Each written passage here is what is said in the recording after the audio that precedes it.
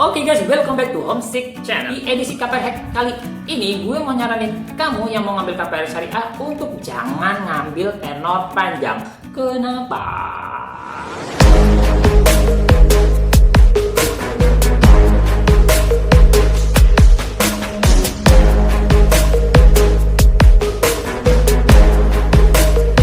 Oke guys, sebelum kita lanjut ke simulasi perhitungan, kita pahami dulu terkait beberapa versi aturan pelunasan sebagian dan pelunasan seluruhnya di beberapa bank syariah yang ada di Indonesia. Dari pengalaman pribadi gue, ketika gue mencari informasi tentang aturan ini di beberapa bank syariah, gue menemukan beberapa versi.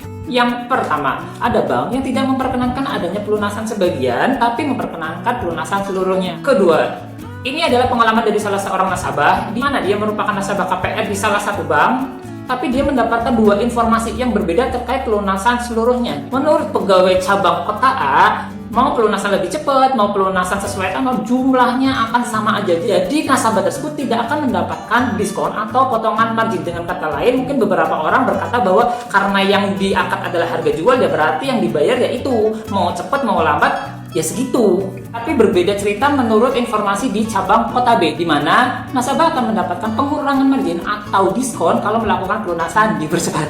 Dan akhirnya setelah melakukan diskusi kembali dengan pihak bank, dianggap terjadi salah persepsi dan nasabah tersebut mendapatkan potongan margin. Versi ketiga, ini berdasarkan pengalaman gue pribadi guys. Kalau yang tadi informasi dari bank yang sama tapi beda cabang ya. Kalau saya satu kantor pun bisa beda versi. Menurut pegawai yang gue tanya-tanya di tahap awal, informasinya adalah untuk pelunasan sebagian tidak akan mendapatkan pengurangan margin. Tapi saat akad kan pegawainya beda nih. Gue nanya lagi, menurut pegawai saat akad mau pelunasan sebagian, mau pelunasan seluruhnya akan berpotensi tetap mendapatkan potongan margin. Ya sebagian saya gue bingung juga ya.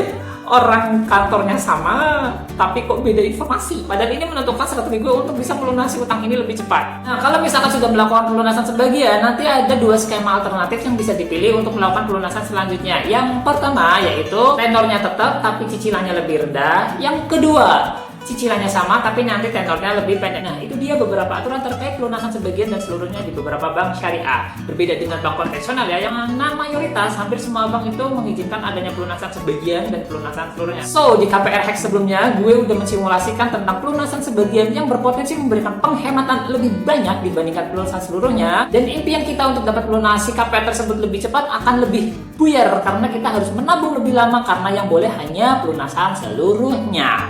Oke guys, di tengah kegalauan beberapa versi pelunasan sebagian tersebut, gue saranin ketika kalian akan mengambil KPR syariah, energi lu untuk berlari sebelum akad akan lebih besar kalau misalkan kalian memilih syariah dibandingkan konvensional. Pastikan kalian memperkecil margin persis sebelum akad, sebelum kalian menjalani cicilan dengan cara tidak mengambil tenor yang panjang, termasuk memaksimalkan cicilan di bank dengan rate yang paling kecil. Misalnya seperti ini, waktu gue mau ngambil KPR syariah ada beberapa dua pilihan rate. Kalau misalkan gue ngambil tenor 10 sampai 15 tahun, nanti gue bakal dapat rate 9%. Kalau misalkan ngambilnya 16 sampai 20 tahun, nanti gue dapatnya itu 9,5%. So, gimana caranya gue akan perjuangin apakah nambah DP atau naikin cicilan biar gue dapetin rate yang paling kecil yaitu 9% dan tenornya antara 10 sampai 15 tahun. Dan lari pontang-panting buat menambah DP agar nanti marginnya itu semakin kecil. Dan pengalaman terkait cara menambah DP dalam waktu singkat gue share di bawah ya, silahkan cek linknya di deskripsi. Sekarang kita lanjut ke simulasi. Ya, di sini ada contoh tabel angsuran dari salah satu bank syariah yang ada di Indonesia yang gue ambil di internet. Gue mau simulasiin untuk harga rumah sekitar 300 juta, untuk tenor 5, 6, 7, 8, 9, 10, dan sampai 15. Nah, setelah gue input dan gue hitung-hitung hasilnya rekapannya seperti ini. Nah, dari sini kita bisa lihat bahwa dari yang semula 300 juta nanti bakal ada penambahan margin atau keuntungan bank yang totalnya nanti jadi segini. Makin lama akan makin naik. Atau kalau misalkan dalam persentase yang tadinya dari 100% tiba-tiba jadi 133% dan seterusnya 181% sampai bahkan ada ketika 216% atau lebih dari 2 kali lipatnya ya. Dengan margin atau keuntungan bank sekitar segini. Sekarang kita lihat dari karakteristik marginnya dulu ya. Semakin lama totalnya akan semakin naik.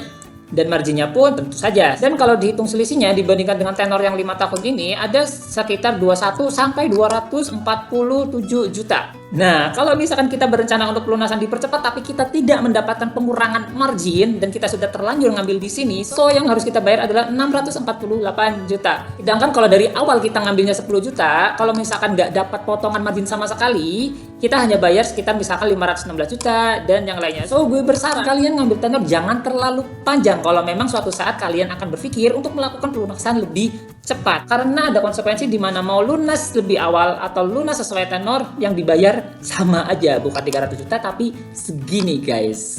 Kecuali kalau bank kalian itu memberikan diskon ya.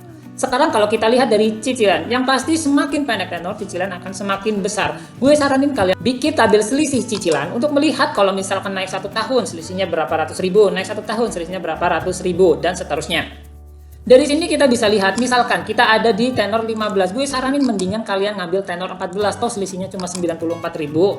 Asumsikan kalian bisa nambah penghasilan 94 atau kalian mengurangi pengeluaran 94 agar kalian bisa masuk ke tenor 14 sehingga kalian mendapatkan penghematan sekitar 27 juta. Kalian bisa pertimbangkan untuk selisihnya dengan konsekuensi kalian bisa menambah penghasilan sekitar kolom ini atau kalian mengurangi pengeluaran sekitar kolom ini sehingga tenornya akan lebih pendek. Dari ilustrasi ini makanya gue menyarankan buat kamu yang mau ngambil KPR berbasis syariah, pastikan kalian mengambil tenor yang pendek-pendek aja, takutnya kalian tidak mendapatkan diskon atau potongan margin. Kalau ternyata dari informasi yang kalian dapatkan kalian akan mendapatkan potongan margin atau diskon, ya kalian mau panjang sih silakan aja ya. Ya kalau dari pengalaman pribadi gue pun mendapatkan informasi yang berbeda dari 2 pegawai bank di tempat gue ngajuin KPR. So gimana caranya biar tenor gue nggak panjang-panjang banget, entah nambah DP, entah ninggiin cicilan dan yang lain sebagainya, yang penting tenornya pendek.